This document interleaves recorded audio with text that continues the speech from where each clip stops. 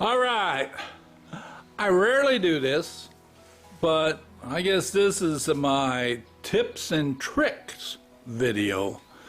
Missouri old timer Vernon, leaves comments about, body work, how challenging it is, and takes special skills. And I was gonna, I decided I would show them some of what I do during the body work instead of here's the bare metal, oh, I primed it, and here's the top color paint, ta-da, done. So another unusual thing, this is late in the evening, 5 o'clock. I'm rarely out in the garage this time, but today I didn't get started till 3 o'clock, so this is kind of a new area for me. So what I have here is, first, what I use is my hand file. Some call it an idiot stick. I call it old reliable. I mean, this sanding board, I've used one of those since when I went to body and fender school at night in the 70s, like 1972. Yeah, that's a long time ago. They had them sanding sticks. So what they didn't have is guide coat. So man, what did us old timers do? Well, what we did is we used pencils, preferably carpenter pencils. Here's one from Menards. In the 70s, every lumber yard, like the one in our area called Larson's Lumber, they'd give them away free, for advertisement. Nothing's free anymore. Even though it says Menards, you got to buy them. And this is a fancy one, it's got the lead that inserts, which I guess that's why they make you pay.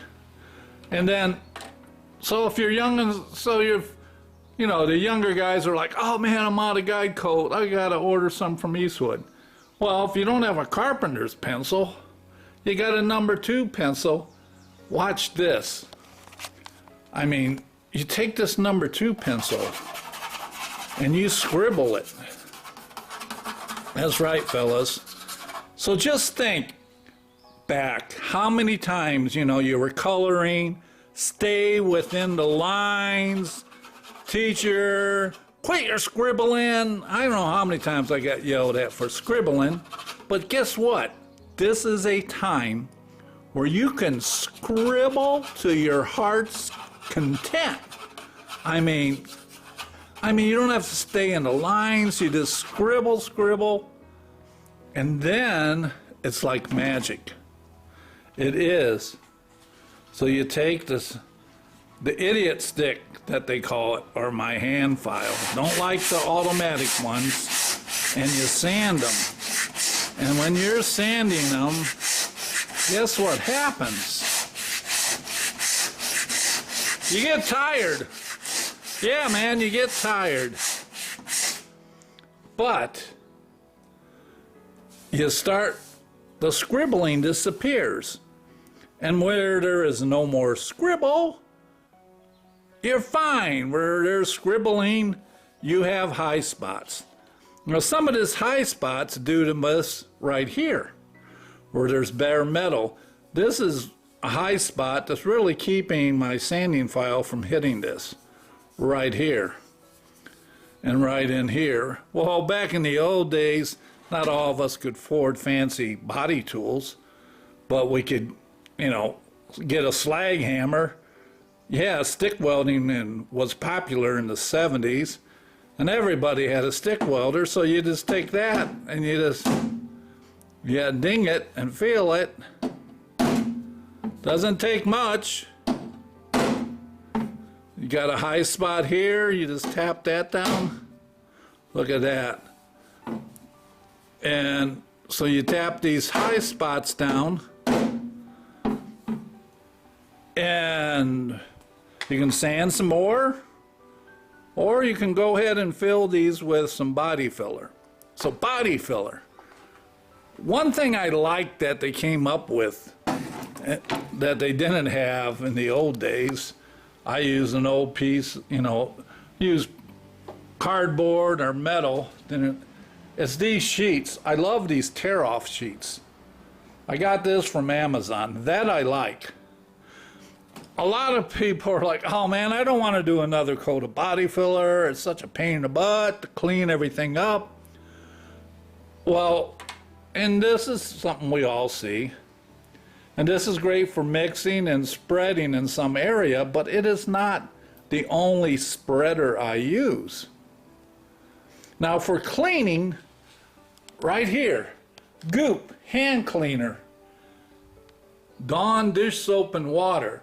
So when I get done, I just put my hands in the Goop, smear it around this that's coated with the body filler that's not quite dry yet, wash it off in the bucket, and it comes out brand new. It's so simple. The Goop takes it off your hands, takes it off this. It's quick, it's easy, and it's not a deterrent. Maybe put one more coat of body filler in. Now, when I was 9 years old, my neighbor who loved to fish, he was a drywall finisher.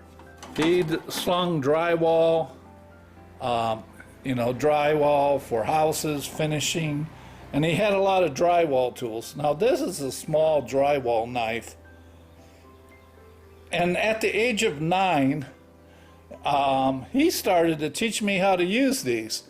He would do side jobs so he could afford to go fishing because he had 6 kids. So I went along. Well, back in that day, he didn't have the stilts for reaching the ceilings. He had these workbenches. So my job was to move the workbenches around so he could keep going from one bench to the next, and float the ceiling and do the drywall work. Another job back in the day, they didn't have a lot of ready mixed drywall mud, so I was the guy who mixed up the drywall mud. And then he put me in the closets and started to teach me how to tape in mud. Oh man, that was a skill set that helped me throughout my life. Now I have various drywall knives of various lengths, and the reason you do is so you can keep feathering out that butt joint. Just feather it out. And I got thinking, well man, doing body work, I keep using, like everybody, I mix it, and I keep using this little thing. It's like, and even on other panels, and it's like, what am I doing? This is just heavy drywall mud. Float it. Use this, float it. Push it down, where you don't get fat edges where you're sanding yourself to death. So on panels where I want to really feather it, because maybe welding one end, the weld joint sucked in on me, unfortunately, because my welding skills weren't up to par with my bodywork skills, I would use this right here. And I've used this, and yes, the Goop cleaner, water and soap even works on this. So that's my tip of the day. I hope it will help somebody. But that's what I do.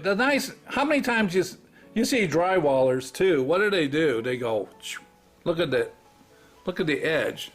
They look at the edge of the drywall knife. You look at this. Guess what? Hear it teetering? Hear that teetering? That's because that's still some high spots there. So it really has a lot of great use. We're spreading it easy, checking to see how nice and flat it is. Got a high spot, you check that, see if it wobbles, see how it looks. So it's a Bondo spreader, it's a straight edge, and it could also finish the walls in your house. So that's it. No guide coat, number 2 pencil. or a carpenter's pencil and scribble, scribble. And cleaning up after mixing the drywall mud, goop, good old hand goop, Dawn soap in a bucket of water. Does it every time. So that's the tip of the day.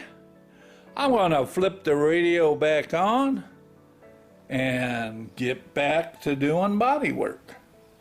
We'll see you on the next update video. Bye.